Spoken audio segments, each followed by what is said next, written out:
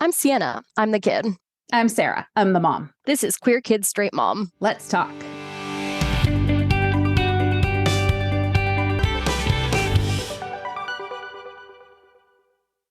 Welcome back to Queer Kid Straight Mom. Today we're talking about two of the movies that have been nominated for various awards this season, Conclave and Emilia Perez. Conclave won Best Motion Picture Ensemble at the SAG Awards, and Emilia Perez won the Golden Globe for Best Musical or Comedy, somewhat inexplicably. And because both of these movies have some relevance to the transgender community, we chose to talk about these two. It's hard to talk about Conclave without really giving a lot away about the plot. Let's just assume that this is not a spoiler-free episode, and so if you care about spoilers, pause the episode, go watch the movies, and then come back and listen to the episode. Definitely go watch Conclave. Sienna does not want to be on the record encouraging you to go watch Emilia Perez. I just don't think it's I watched half of it one night, and then it was like 2 a.m, and I was like, you know what? This just isn't worth staying up late and losing sleep over. And you did finish watching it. I did finish watching We're not gonna talk about it as if we've seen it and have only watched half of it. We but the other did half, watch the whole movie. The other half would not have been worth losing 2 hours of sleep over, though. Yeah. Conclave, we thought, was the far better movie. Yeah, I mean, and that's a little bit unfair because most movies are far better. I actually thought Conclave was a legitimately good movie. Yeah, I thought so too. I thought it was really good. And, definitely not like a high action movie, but really fascinating look at all of the drama behind the scenes of choosing a new pope and the ways in which these candidates are human beings making a lot of the same mistakes that all human beings make. But interestingly, also, not just, it's even though it is all every single character is a member of the church and the entire thing takes place within the Vatican, I thought a lot of it actually seemed almost like a direct commentary on American politics more broadly, and this notion of sort of what do you do when you have one really, really horrible candidate who you're trying to stop, and yet you also don't want to put a different criminal in charge or someone who's going to do other bad things. There was a lot of conversation around that I thought was very relevant. That's really interesting. I didn't really think about that in terms of American politics, but yeah, I mean, as far as we need to stop this person that's going to take things back to a worse time, who has a lot of really negative beliefs behind what they're going to do, but trying to find the candidate that can rally enough support, that doesn't have some mark against them. That's like trying to find the candidate to run against Trump, right? Right. And one could almost look at it, and you don't necessarily have to agree with this argument, but one could almost look at it as a direct response to Joe Biden getting nominated in 2020, because that was effectively how the nomination process went, right? Was you had all these candidates who had all these various backgrounds and all these various, that one's too progressive, that one's too unlikable, that one's too XYZ. And then you end up nominating Joe Biden because he's the least offensive and has quote unquote broad appeal, which obviously worked in 2020, did not work in 2024. And I don't know, I think that would be certainly a very valid interpretation, that it seems like they're criticizing that decision-making process. Yeah, and some really interesting commentary just about progress and, the ways that certain people tend to blame all of the problems in society on having tried to make progress, that if we had just stuck to the way things were, things would be better, and we need to go back to that time. And, a lot of good parallels. And also, incidentally, almost speaking directly to the problems that we'll be talking about with Emilia Perez, the simple existence of this is a thing that hasn't happened before doesn't automatically make it a good thing. So one of the initial candidate for Pope who's gaining a lot of traction is an African cardinal who obviously, if he gets elected, he's the first African pope. That's a big deal. But also, he is really, really socially conservative and basically has all of the same viewpoints as the guy that they're working so hard to stop from becoming pope. And so, engaging with this idea that would it be a good thing to have someone who's going to undo progress for some people in charge because his being there is groundbreaking. Yeah. I think there are a lot of things that you can talk about with this, just the whole system of popes and what they represent to people and how they're like the leader of the church. And, they were talking about this particular candidate and how everybody had like joined forces against the pope that had just died because they thought that he was too progressive, I think. Mm-hmm. And yeah, we've seen, and, if you're not Catholic, you maybe don't pay that much attention to this stuff. But Pope Francis, has said a lot of things that he shouldn't have said and has not always indicated open-mindedness. But in many ways, he has shown more empathy and open-mindedness than at least the couple of popes right before him. It's really fascinating, actually. If, again, presumably most people are aware that, Pope Francis has been having some pretty significant health problems in the last few weeks. And this movie could very easily be very prophetic in terms of how the next conclave might play out. Yeah, so many parallels to the way that people have talked about him. And even, one thing that has been really stood out to me in terms of like hypocrisy is some of the most strict Catholics that I know have been very critical of Pope Francis. And it's like all of a sudden when he said that people should get vaccinated, oh, well, the Pope can be wrong. The Pope can make mistakes. But it's not like they thought the Pope could make mistakes when the Pope in the past said that we can't use birth control. Or, when various popes chose to not respond to sex abuse within the church or not respond to the Holocaust, like, well, they're just doing God's will. Yeah. So there is with the spoiler part, a point at the end of the movie where and I don't really know how the system within all of this works, but there's the one cardinal that's like overseeing the process, must be the most senior cardinal. And he has to make a decision, a pretty important decision about accepting somebody who is intersex. Mm-hmm. And it's just kind of a fascinating look if you're interested in religion and interpretation and how different people within religious traditions focus on the empathy and universalism and open-mindedness and go a very different direction in what they think their ministry is versus people who are more authoritarian and closed-minded and dogmatic and do not see their ministry at all the same way as more open-minded people do. That's much more about enforcing the rules and the traditions rather than what perhaps a more flexible in their thinking person might see as the call should actually be to bring marginalized people in and look at your society as a place that we're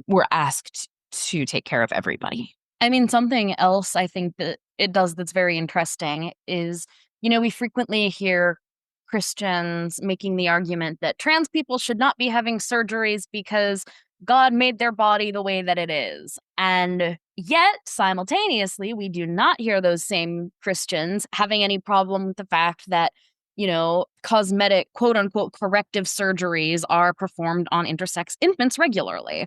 That's sort of the medical standard of practice, which is obviously very inconsistent. If you are concerned that consenting adults are choosing to have procedures performed on them because they feel that their body does not match the way it's supposed to exist, then you would think that they would also have a problem with non-consensual cosmetic surgeries being performed on infants. but we don't see that. And so the movie really reframes that as, this intersex character saying, yeah, I had an appointment booked at a clinic to get a surgery to remove the parts of my body that were not consistent with my gender identity. And then I prayed about it and I thought about it, and I did not feel that changing my body was necessary and that it was better to leave me with the body that God gave me. And so it's really an interesting sort of flip of that logic.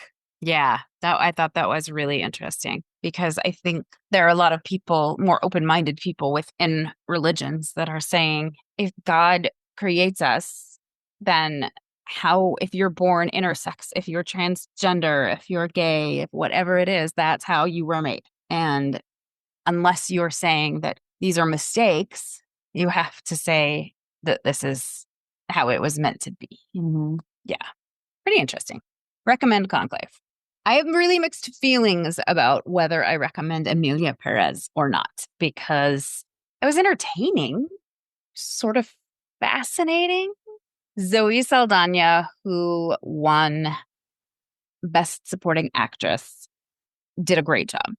I thought that she performed really well. Yeah, I mean, I actually thought all of the acting, for the most part, was pretty well done.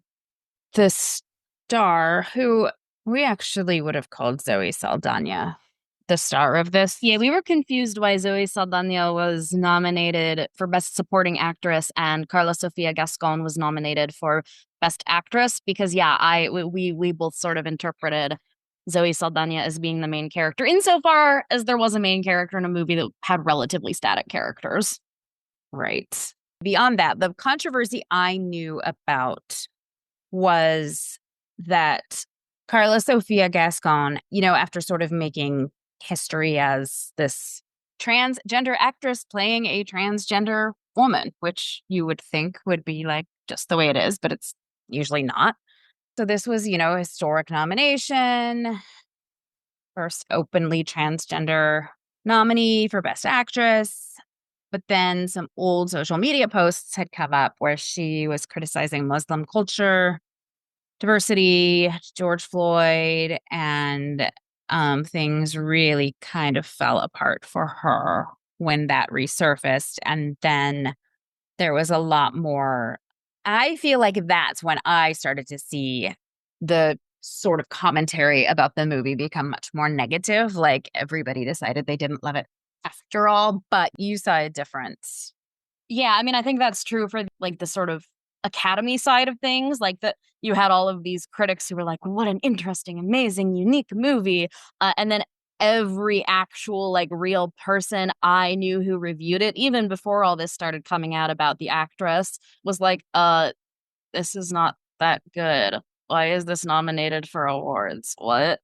I feel like there were moments where there are artistic choices that I was like, oh, that's great. I don't know. It was kind of like watching your kids play sports that they're like okay at.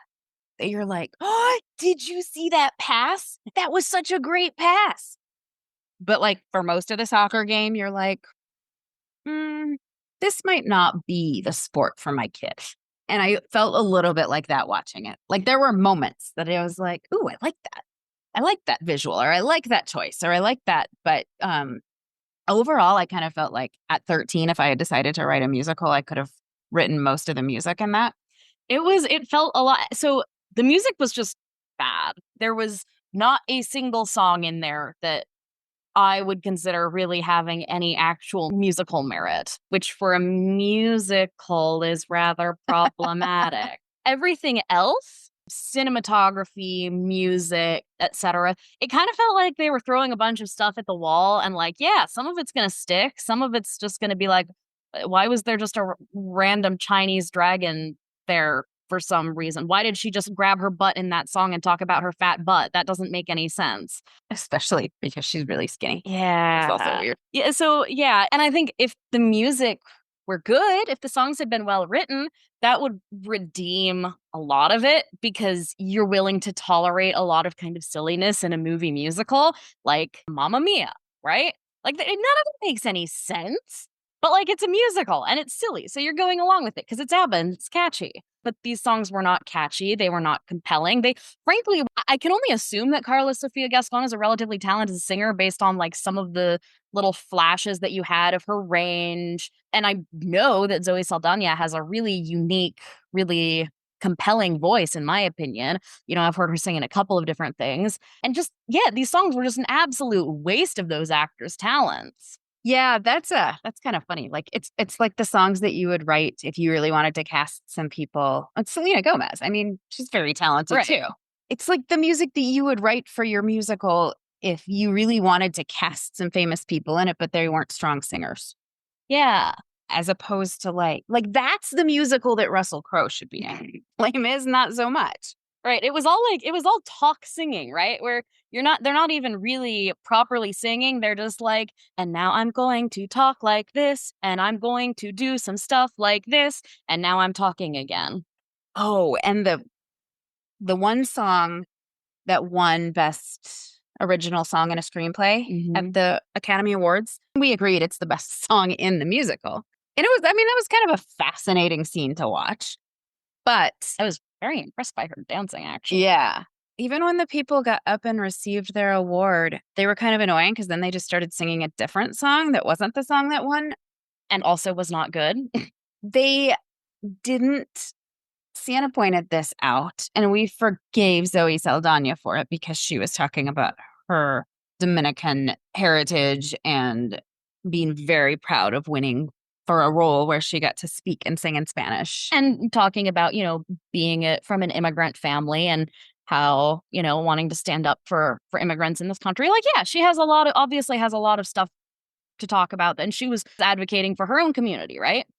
But the people that wrote the music for this didn't say a word about the transgender community. Despite the fact that they are clearly coasting on the fact that people were like, ooh, a movie with a transgender character. It seems like if you felt passionate about that to write the music, or maybe they don't feel passionate about it, and that's why they didn't write very good music. We might have discovered the problem. But yeah, I thought it was really disrespectful to be getting an award and benefiting from transgender people and transgender people's stories and not choosing to use that platform to talk about the fact that trans people are literally like being written out of existence in this country. I mean, because the vast majority of people who accepted awards, I think, made an effort to make some comments along those lines, like the people from Enora were making a point of thanking sex workers. Zoe Saldana obviously was talking about the immigrant community. The team behind No Other Land, which was a Israeli-Palestinian project, made a point of talking about both anti-Semitism and anti-Palestinian sentiment. Like, everyone made a point of doing that except for these people. It felt like it had the opportunity, both in like what didn't happen in the speeches, that like this should have been an opportunity to speak out for the transgender community, and the fact that the movie itself was a chance to like tell a fairly compelling story that could have been like a really beautiful portrayal. I mean, tragic opera kind of portrayal, but like it could have been powerful. If we hadn't spent so much time looking at each other going, what is happening? And I mean, perhaps this is just the inevitable result of a bunch of not transgender people writing music about being transgender and a bunch of French people writing a movie about being Mexican. Like, when people talk about the importance of individuals from the communities that they're writing about telling their own stories, this is why, right? Because I don't think, as far as I can tell, this movie has not resonated with trans people. It has not resonated with Mexicans or Mexican Americans. I don't know. Maybe it resonated with the drug dealer community. I wouldn't know. But I don't think that, yeah, it did not feel like it was particularly capturing the experiences that it was trying to capture. That's the thing. Like a lot of the lyrics, it was like if you wrote lyrics to a song, like to a not very good song, anyway, in French, and then put it into your computer and we're like, translate this to Spanish. Now translate it to English. Like, that's sort of how the lyrics felt. Yeah, well, it was funny too because, the first couple of songs were in Spanish, and I'm like, well, I don't love this, but I'm not a fluent Spanish speaker, so I'm not going to like judge the lyricism. And then I heard a song in English and I was like, oh no, this is just bad. Admittedly, the first song in English was also one where they were just singing like vaginoplasty, mammoplasty. Yeah, that was weird. Yeah. I don't know. A missed opportunity, I think, with that one. Well, and of course, the problem then is that, and it's something that I think has happened with, like, let's use Disney as an example, right? Where they've started being like, oh, we need to like diversify our movies because people want diverse movies. But then they are also kind of in a creative slump. So then, like, they make diverse movies that are also just bad. And then that gives people ammunition to say, see, making diverse movies just makes them bad. Putting all this effort into being woke and DEI is ruining the movie industry. And it's like, no, actually, that's not the problem. It's just that simultaneously, they're trying to get street cred for being diverse and also not putting out a good product. But they're not necessarily related. Yeah, because we've talked about that. Like I said, compelling story that could have been pretty interesting. And if it's a good product, you get to tell these stories. Because we've talked about this before. I wouldn't call Emilia Perez as a character a villain per se, anti-hero. I don't know. When you get to the point where you're not just having to put in transgender and gay characters as like likable Mm-hmm. and funny and comic relief and the gay best friend, like that should be progress, right? When you start having like more complex characters that like you have mixed feelings about, like that should be a good development. That should be an opportunity to do something really interesting and powerful, and they dropped the ball. Right. Well, I mean, it's a two-pronged thing, right? The first problem is that, like, the character, like I said, these are all really static characters. They don't really change, and it's something I consistently was complaining about the music. Typically, in a song in a musical, the character goes from point A to point B, and it shows you something about the character. This was just like exposition in song form, but like exposition that didn't really. It was like the character makes a statement at the beginning of the song.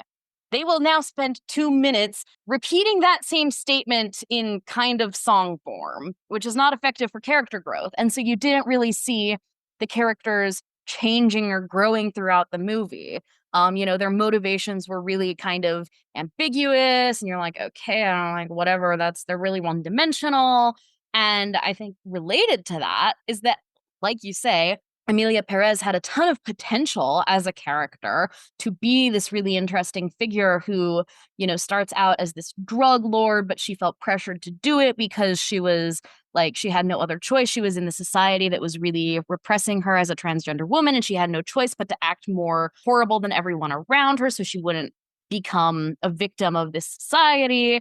And then once she is sort of free of all that baggage, she has the opportunity to reflect on her life choices and realize what's actually important to her. Like, okay, that's an interesting journey. And I think the problem that they ran into is that they just absolutely linked that to her being trans Mm. in a way where it was like, before she had surgery, she was actually this man.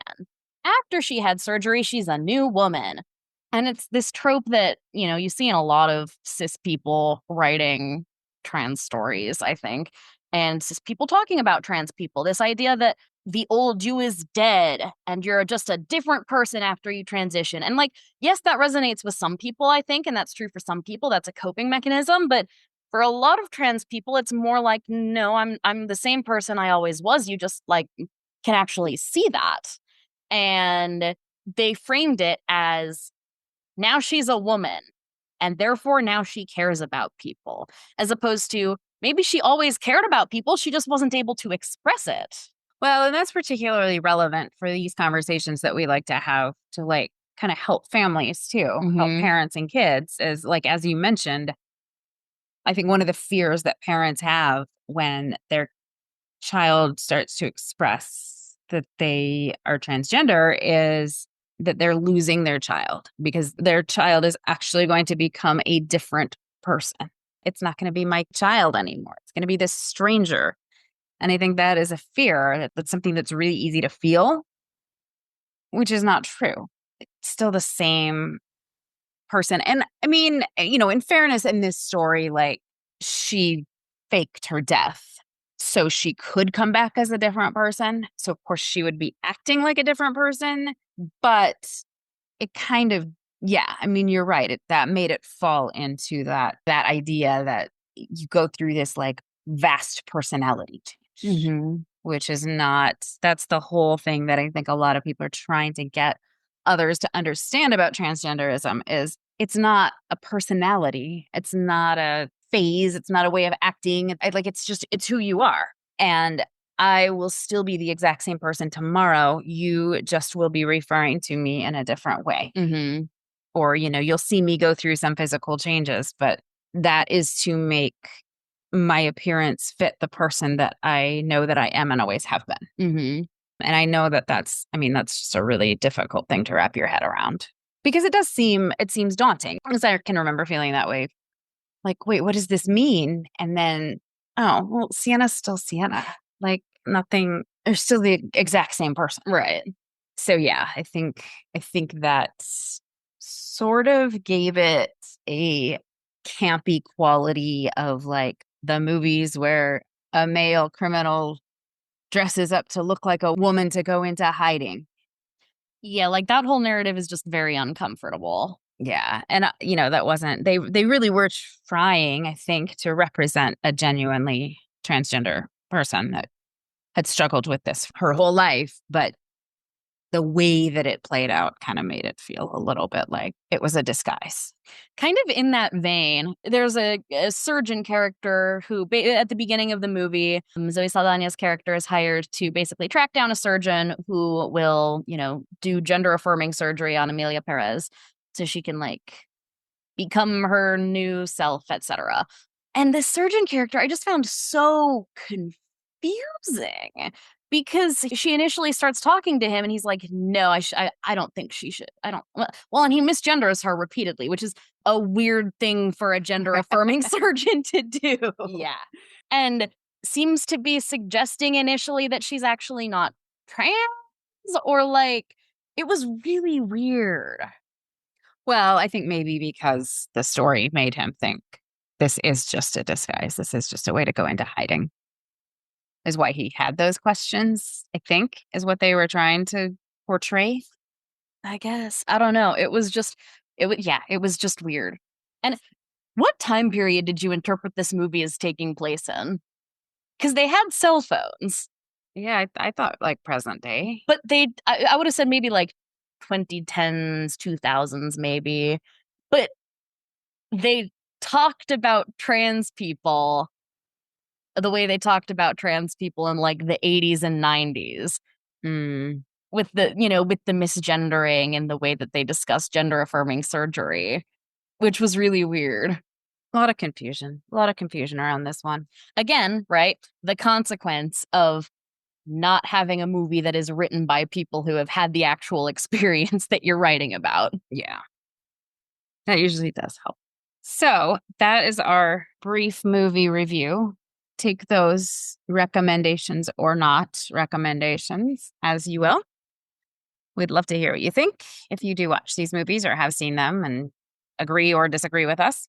Next episode, we're just going to do a little legislative update because there's a lot going on. There's a lot of bad stuff being presented, but there are some little specks of optimism in there. I just saw that some Republicans joined with the Democrats in Montana to defeat an anti-trans bill. So, yeah, we'll just give you a little update on where those things stand and who is sort of standing out among the legislatures in different states as heroes or villains. And Gavin Newsom. Yeah, we'll have some strong feelings about some people. Stay tuned for that. I hope spring's going well. Sienna and I are both on spring break this week, so we're going to enjoy some warm sunshine in Nevada, and we wish warm sunshine for all of you as well. Unless you don't like warm sunshine. Unless you hate warm sunshine, in which case I hope you get some cold rain. We'll catch you next time. Bye. If you found this episode interesting, informative, amusing, please review and follow us on your podcasting platform of choice. Getting those reviews and follows really helps us show up more in the algorithm and be able to reach more people to help them. You can find us on social media, Instagram, and Threads at queerkid.straightmom, Blue Sky at qksm.bsky.social, and Facebook at Queer Kid Straight Mom. We are no longer on Twitter.